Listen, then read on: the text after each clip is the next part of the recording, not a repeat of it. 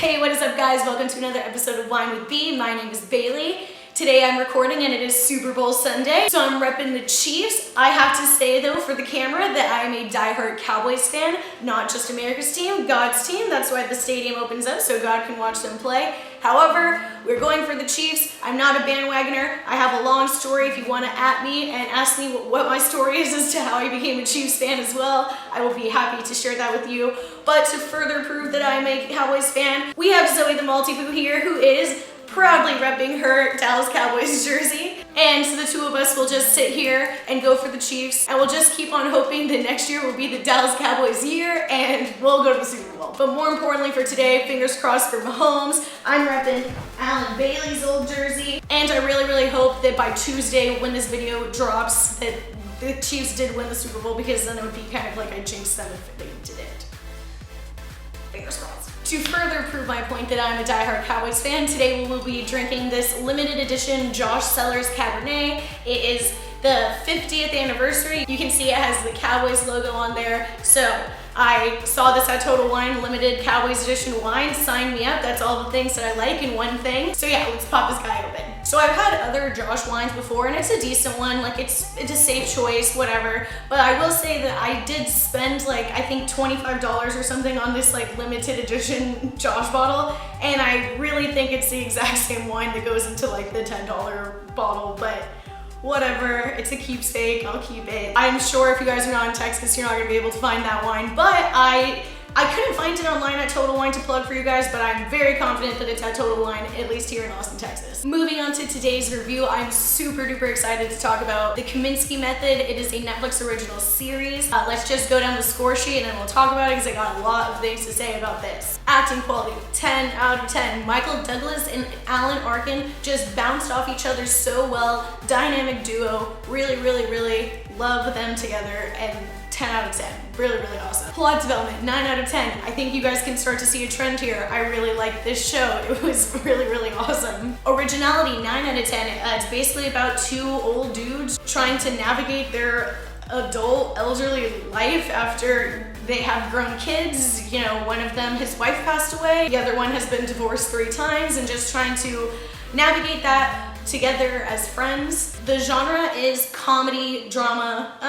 There's some dramatic parts in it for sure, but it's 1000% a comedy. Like I was like belly laughing at most of the show. Hit or miss, this was 1000% a hit. Love it. I really recommend this show to all of you guys out there. Rotten Tomatoes gave this 90%, which is very high for Rotten Tomatoes, so clearly they liked it as well. Would recommend 10 out of 10. I recommend the show to anyone and everyone. I would be shocked if somebody told me they did not like this show. Which brings me to an overall score of 9.5 out of 10. I think that this is the highest thing I've ranked ever. I just love this show. It was really easy to watch. It was only 2 seasons, 8 episodes per season. And the episodes are only about like 25, 28 minutes long or something, so you just burn through it. I would have burned through it in one sitting if I didn't start it so late in the evening. And actually, I've watched tons of other things that we're supposed to have videos for before, but I just love this show so much that I wanted to make this video right away. So I kind of already talked about the cast. Michael Douglas, he plays Sandy Kominsky, who's kind of just a washed up actor, but now he has like his own studio where he instructs people in acting classes.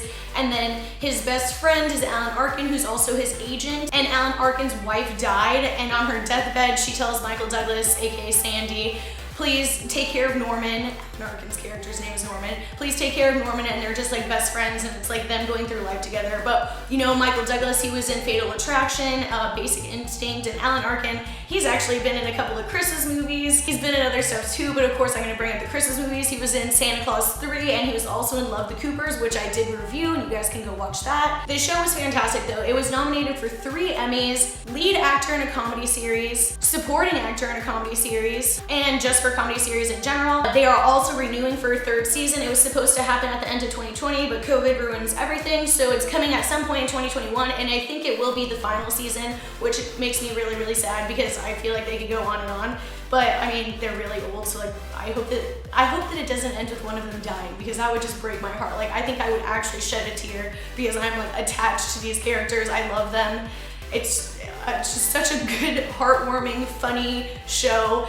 It pulls on all the right strings at all the right times. You know, Alan Arkin's character is like, he's real snarky and just like old, and he's like, oh, I hate my life, like, and whatever, and it's just funny. And then like Sandy's character, he's kind of more of like a mess up, like bad things just keep on like happening to him, like he can't get it together, it seems, at some points. But they really navigate what it's like to get older together. There's a lot of emotional parts in it, but the comedic relief is amazing. The writing in the show just in general is fantastic. They do see some jokes that like made me revert back to like early 2000s office-y kind of jokes where like, you know, you turn on that show now and in the very first episode, like in the first 5 minutes of The Office, you're like, oh my God, like you cannot say that anymore in 2021. But they can get away with some of the jokes because they're older, and so it's just like, oh, like he's old so he can say that, and I just think it's really funny. But so the comedic relief, amazing, the writing, and them two just bouncing off the jokes off of each other, they just casted this really, really well. It works perfectly, it's seamless, it's not too, it doesn't push too hard. Like almost, I don't think a single joke in the entire thing missed the mark for me. And honestly, like it's just really heartwarming as well. Like it's a good pick-me-up show. Like, you know, life is not ever gonna be roses and daffodils all the time. Like it's hard. People go through things that suck. Like, you know, your wife passing or getting divorced or, you know, money problems or health problems. That just happens. The way that they wrote this for these two friends to navigate those kinds of situations together and like laugh about it and like find a reason why life is worth living, even when it seems like you've lived for so long. Like I think Alan Arkin's character is like 80 years old in the show.